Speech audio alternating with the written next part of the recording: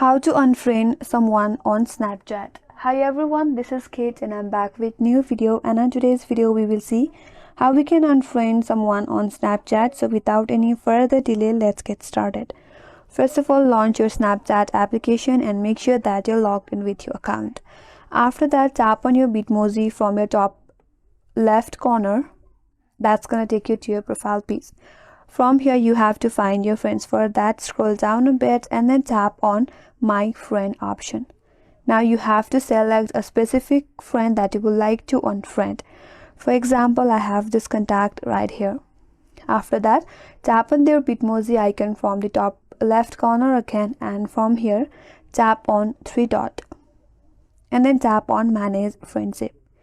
Now from here you can simply tap on remove friend and then tap on remove, and with that now you have unfriend this account.